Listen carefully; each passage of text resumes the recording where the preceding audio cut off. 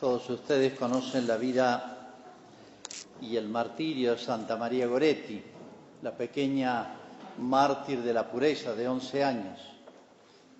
Bueno, el papá había muerto, la mamá apenas podía sobrellevar económicamente y humanamente la familia, una hermanita chiquita, bueno, y este joven que la amenazaba. Y ella no quería afligir a su madre, pero le dijo esto: mamá, quiero ir al pueblo que quedaba como a 5 kilómetros y había que acompañarla. Quiero ir al pueblo a comulgar. Había recibido 4 comuniones, hacía poquito había hecho la primera comunión. La mamá no entendía por qué le pedía con esa urgencia: quiero ir a comulgar. ¿Y por qué? Y bueno, no quería decirle la razón, pero fíjese, esta niñita, casi una adolescente, se daba cuenta de lo que significaba la fortaleza, la gracia, la protección de Jesús en la Eucaristía. Y es lo que rememoramos hoy, pero hay que hacer una aclaración muy importante, que tal vez siempre habría que hacerla en cada misa. En la Semana Santa no solamente recordamos cosas importantes, lo más grande que ha ocurrido en la historia de la humanidad, sino que lo hacemos presente, que es mucho más que un recuerdo. Es como si nos trasladáramos hacia el pasado, o es como si trasladáramos el pasado a nuestros tiempos. Pero de cualquier manera, estas ceremonias litúrgicas, religiosas, hechas por un sacerdote, nos hacen contemporáneo de Jesús y de los acontecimientos de Jesús. Lo digo con otras palabras: estamos tan cerca de los acontecimientos como estuvo la Virgen, María Magdalena, los apóstoles. Por eso pidamos siempre esas disposiciones para cada misa, y muy particularmente la Semana Santa, que ocurrió lo central de la historia. Bien, no es fácil entender estas cosas, y a Dios le costó inculcarle esto al pueblo de Israel, que preparó la venida de Jesús. Creo que todos más o menos conocemos el sentido que tuvo la historia de Israel. Son 1900 años más o menos desde Abraham, en que Dios de a poquito le fue enseñando, preparándolo para los grandes misterios, para los grandes hechos que iban a ocurrir, porque lo más importante en la religión católica, en la religión de Cristo, es invisible, como es invisible Dios. Pero a través de las cosas visibles o hechos históricos fue inculcando al pueblo y aceleró esa enseñanza personalmente Jesús. Todo lo que se había ido enseñando de a poco, en figuras, en hechos históricos, en costumbres, en ritos, todo eso, por así decir, lo aceleró Jesús, que vino como maestro. Bueno, si nos situamos como contemporáneo de Jesús, uno de los apóstoles, cualquier judío sabía este episodio que se leyó en la primera lectura, en el relato del Cordero Pascual, del Éxodo, cuando Moisés saca al pueblo de Israel. ¿Recuerdan ustedes el episodio? Lo resumo. Egipto era un gran imperio, estaba instalado en el actual Egipto, todavía se llama así, una cultura muy antigua, de 3000 años antes de Cristo. Bueno, a raíz de esa famosa historia de José, el pueblo de Israel se va a vivir ahí y allí se multiplica. Bueno, hay todas unas cuestiones históricas que se han confirmado, y es que cuando se instalan ahí los judíos, justo habían en ese lugar habían unas dinastías de pueblos parientes, entre comillas, de los judíos. Por eso lo recibieron muy bien a José, y enseguida fue famoso José. Pero después cambiaron las dinastías. Los viejos egipcios recuperaron en el norte, en la zona del delta del Nilo, recuperaron el poder. Y bueno, ya los judíos eran un pueblo extraño, entonces de a poquito lo fueron tratando cada vez peor, en peores condiciones sociales, económicas, políticas, etc. Bueno, fue ahí cuando Moisés por mandato de Dios, lo inspira para que saque al pueblo de Israel.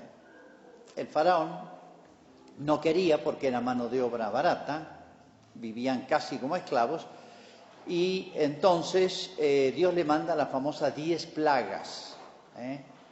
Son hechos históricos muy duros para el pueblo egipcio, y la última plaga es la que tiene que ver con esta fiesta de la Pascua. Fue la más dura, porque pasó el ángel exterminador, como se lo llamaba, y mató todos los primogénitos de los animales y de los hombres, incluso de la familia real del faraón. Pero los judíos se salvaron. ¿Y cómo? Había un viejo rito religioso, como tenían muchos pueblos, de ofrecer sacrificios a Dios. Inmolar, matar un animal, degollar un animal, podía ser un chivo, un cordero o un novillo, matarlo, derramar su sangre como un signo exterior de ofrecimiento a Dios. Casi todas las religiones tenían sacrificios, algunos tenían sacrificios humanos, lo cual era una monstruosidad, pero la mayoría tenía algún tipo de sacrificios. Israel también tenía estos sacrificios. Y este cordero que inmolaban, fíjense si han seguido la primera lectura, tenían que sacrificar el cordero, reunirse la familia, todos comían de pie, tenían que consumirlo todo, dice ceñidos, o sea, preparados y con un bastón, con la sandalia, o sea, como preparados para el alimento del cordero los iba a preparar para una peregrinación, un camino largo, costoso, difícil.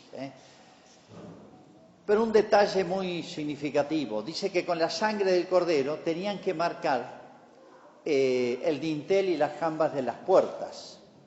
Y entonces cuando pasara el ángel exterminador, los que tuvieran la marca de la sangre del cordero no iban a morir. Y efectivamente esa noche pasó el ángel, amanecieron y se encontró Egipto con esta sorpresa tremenda. Imagínense el impacto para los egipcios y para el pueblo de Israel. Esa sangre de ese cordero que sacrificaban y que comieron, retengan las dos palabras, que sacrificaban y que comieron, que consumieron, no solamente los preservó de la muerte, fue la última plaga con la cual el faraón le dice, bueno, váyanse, los liberó de la esclavitud y ese alimento les dio fuerzas para caminar por el desierto y camino a la tierra prometida. Cualquier judío sabía esta historia. Y es más, todos los años hacían este rito, por eso Jesús con los apóstoles lo hace. ¿Dónde quieres que te preparemos el cordero, la comida pascual? Le dicen a Jesús. Es un rito que habían mantenido y les recordaba aquel episodio. Pero eso era una figura de Jesús, que fue víctima. ¿Recuerdan ustedes? San Juan el Bautista lo presenta a Jesús, este es el cordero que quita el pecado del mundo. El pecado es la muerte, que nos preserva de la muerte. Muchas veces se habla del cordero llevado al matadero. Cualquier judío conocía este episodio, pero retengan que había que sacrificar el cordero. Cristo era una figura de Cristo que muere por nosotros, que nos alimenta. El que no come mi cuerpo ni bebe mi sangre no tendrá la vida. Nos alimenta y nos da fuerza para este itinerario de toda la vida. Por eso, de pie, van a comer el cordero y después iban a partir saliendo de Egipto. Los iba a liberar de la esclavitud y los iba a liberar de la muerte. Otro episodio que cualquier judío conocía, entre tantos, pero uno muy significativo, era el maná. Ellos tienen que atravesar un largo desierto para pasar de Egipto a la tierra prometida, que es el actual Israel. Obviamente era a pie, era un largo desierto y en un momento no tenían comida o no hay muchas posibilidades en el camino de tener recursos como lo tenían en Egipto, y Dios le mandó el famoso maná. La palabra maná significa ¿qué es esto? Pero un milagro, por el cual Dios le daba de comer. Al amanecer encontraban en torno al campamento donde se habían detenido, en una especie de arbustitos chiquitos, pegado en las ramas, como si fueran unas pelotitas como de tergopol, que era un alimento, una especie de plurivitamínico, con el cual tenían todas las vitaminas y podían seguir caminando en el desierto. El maná también lo recuerda, en el Nuevo Testamento se lo recuerdan los judíos a Jesús y Jesús a los judíos. Ese es otro hecho histórico que cualquier judío conocía. Fíjense, eran datos, hechos que habían marcado la historia de Israel, como nosotros podemos contar las campañas sanmartinianas o podemos contar hechos trágicos, el terremoto de San Juan, o el día de mañana vamos a comentar esta epidemia que nos tiene tan mal. Bueno, es un hecho histórico y lo recordaremos, ¿no?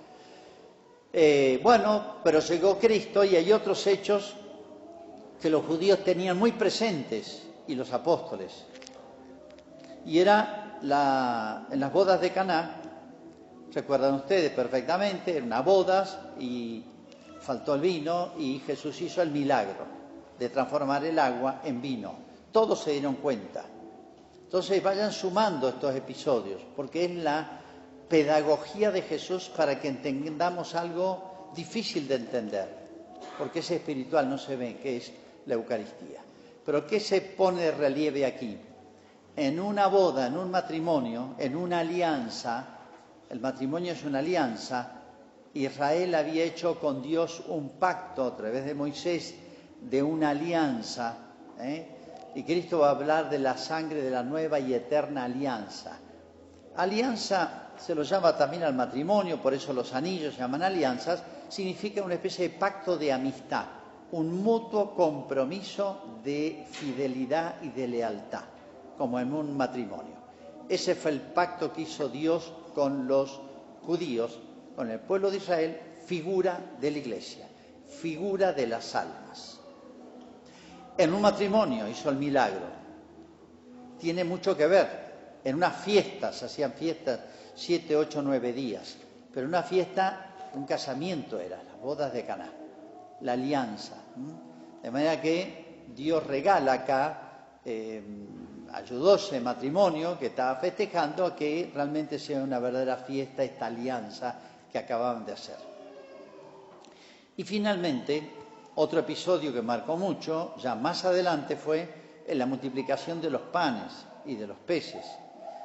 Una multitud, recuerdan ustedes, ocurrió 2 veces y Jesús dio de comer a toda una enorme multitud que estaba con hambre y Jesús, con unos panes les dio de comer a todos y sobró.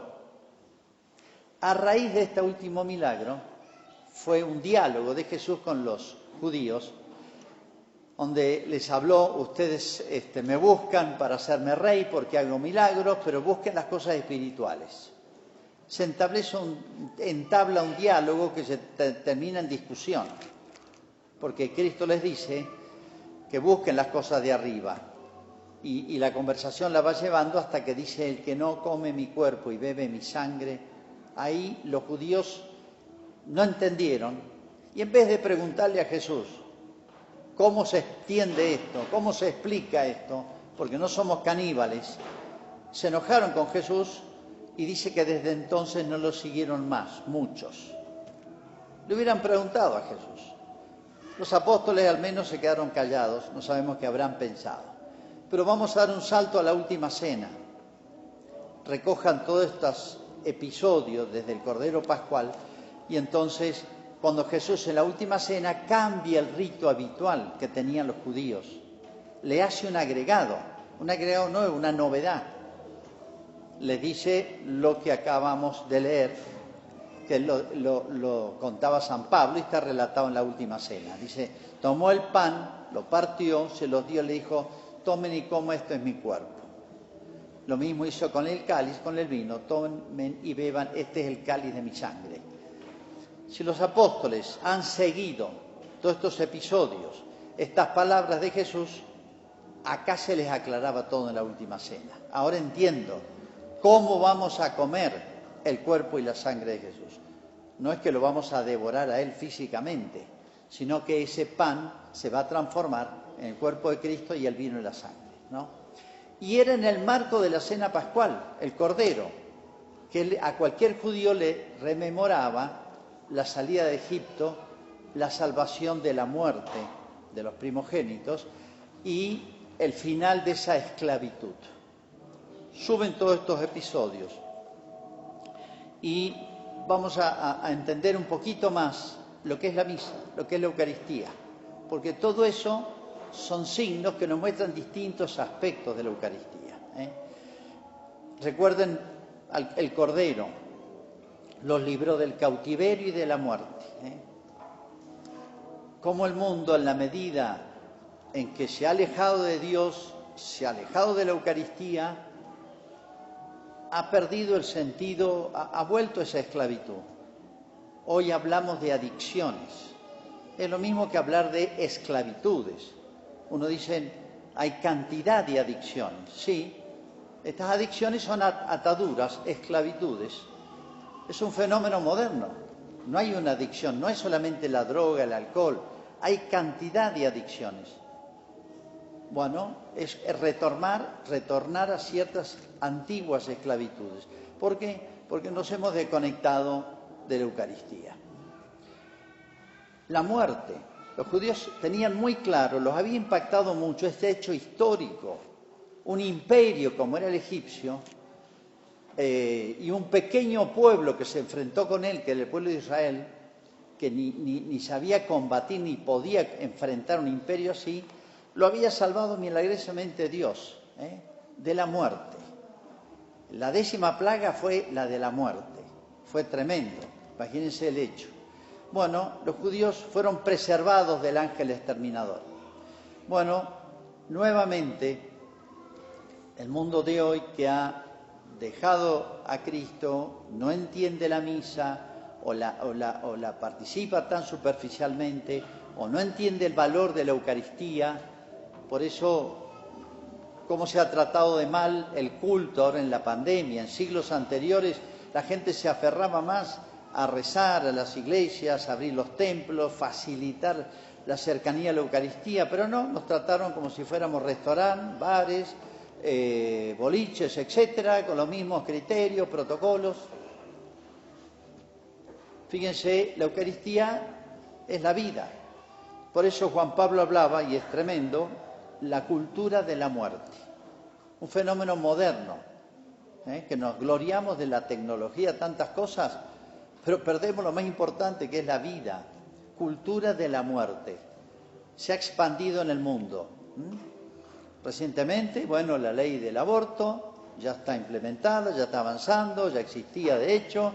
Se está hablando, ya está el proyecto presentado de la eutanasia, o sea, los matamos, si se nos escapan al nacer, los agarramos antes de morir, prematuramente. Es la muerte de los ancianos. Es suicidio eso. Lo otro es homicidio, esto es suicidio. Cultura de la muerte tiene otros aspectos. La delincuencia, las muertes por guerras de bandas, la cantidad de muertos que hay en la Argentina solamente por peleas de bandas de narcotraficantes. Yo creo que es más de 10 por día de muertes por ese fenómeno nada más. Y otras maneras de cultura de la muerte, la cultura antivida, anticoncepción, no es solamente el aborto, la homosexualidad. Pobres chicos, hoy me cuentan los chicos, adolescentes, de que hablan de sus tendencias homosexuales. Es una manera de muerte, porque el matrimonio homosexual, por más que se lo quiera legitimar, es estéril, es la muerte. Es otra manera de la cultura de la muerte. Y uno ve con tristeza, con pena, porque uno no sabe cómo llegar a ellos. Todos estos chicos que se abastecen, se alimentan de los medios digitales, ya ni papá, ni mamá, ni la escuela, ni el sacerdote, ni la iglesia, ni la buena gente, ni los buenos parientes tienen acceso a veces o tienen influjo sobre nuestros adolescentes. Lo tienen más el teléfono nomás. Y yo digo, ¿por dónde este chico, esta chica de una familia buena? Anda con la banderita verde, tiene 12, 13 años, defendiendo cosas que ni sabe ni conoce, modas, cultura de la muerte. Todo esto es cultura de la muerte. La homosexualidad es una cultura de la muerte. Y podríamos seguir, ¿no? Con el terrorismo, las guerras, etcétera. Bueno, la Eucaristía es la cultura de la vida. Fíjense lo de María Goretti o de los judíos que comiendo el cordero podían, dice, cómanlo rápido y tienen que partir. Como diciendo, comer el cordero es un alimento que nos va a fortalecer el alma. Si vamos al otro episodio del maná, que milagrosamente los alimentaba, la Eucaristía es un don de Dios y le costó sangre a Cristo. Cada misa, somos tan flojos a veces para la misa del domingo, la misa diaria, ¿y qué nos cuesta? Nada, le cuesta infinitamente más a Jesús. Piensa en cada misa, es la muerte de Cristo, una muerte tremenda, la conocemos, mañana la vamos a meditar. De manera que cada misa piensen que es el sacrificio de Cristo, significado en ese cordero que mataban. Pero en Cristo fue una realidad tremenda de cruel. Bueno, cada misa es eso. De manera que para que yo me libere de la esclavitud, de la esclavitud del pecado y del demonio, para que yo pueda evitar la muerte, le he costado la vida a Jesucristo. Es un regalo de Dios y un regalo que le costó sangre, como podría decir mi padre y mi madre, nos ha costado mucho, pero bueno, porque nuestros padres nos quieren, han hecho todo por nosotros. Y podemos seguir las bodas de Caná, la alianza. En la Eucaristía asimilamos el pan, nos hacemos una sola cosa con lo que recibimos. Bueno, ¿qué es la Eucaristía? Fíjense entonces, sino una alianza entre el alma y Dios, entre el alma y Cristo, significada en las bodas de Caná. La multiplicación de los panes, cuando estaban escuchando a Jesús ahí, y Jesús les dio de comer. El milagro que hizo Jesús dice que sobró la abundancia de la Eucaristía, como diciendo, es como el maná, es un alimento que tiene tanta fuerza que no solamente da fuerza al alma, sino que, como Cristo dijo, y yo lo resucitaré en el último día. Es poco sabido esto, pero la Eucaristía tiene fuerza para resucitarme, y de la Eucaristía, el día en que resuciten los muertos y yo resucite, va a ser también por la fuerza, por la gracia de la Eucaristía. Por eso, al recordar ahora la última cena, no se va a hacer la ceremonia del lavatorio de los pies, se ha suprimido por este año, pero bueno, no dejemos de detenernos en ese aspecto que instituyó Jesús. La Eucaristía es un invento genial, preparado de antemano, con toda una pedagogía para que entendamos esto que es un misterio. Misterio significa algo que lo tenemos que entender de a poco, porque siempre hay más y más para mostrarnos. Cuando vean en la misa, cuando llegue la consagración y vean el pan que se consagra por un lado y el vino por el otro, recuerden el sacrificio de Cristo, significado en aquel cordero que significó tanto para los judíos, pero sobre todo recuerden, porque aquello es una figura, en el sacrificio de la cruz. ¿Por qué es tan separado el cuerpo y la sangre? Porque Cristo derramó su sangre en la cruz. Cada misa es traer el sacrificio de la cruz de Cristo. ¿Y para qué todo esto? Para preservarnos de la esclavitud, del demonio, a través del pecado, para librarnos de la muerte y, como Él nos dijo, para darnos la vida y la vida en abundancia. Que Dios nos conceda agradecer que podemos participar de la misa. Tantos lugares hay que no tienen sacerdote, no tienen Eucaristía, barrios enteros, iglesias cerradas, o lugares como China, que ha comenzado en estos días una durísima persecución a los sacerdotes y a los cristianos que tienen que vivir en la clandestinidad. No nos damos cuenta de lo que significa libremente poder acercarnos a la misa. Ojalá que la comprendamos cada día más y que podamos sacarle todo el fruto que promete.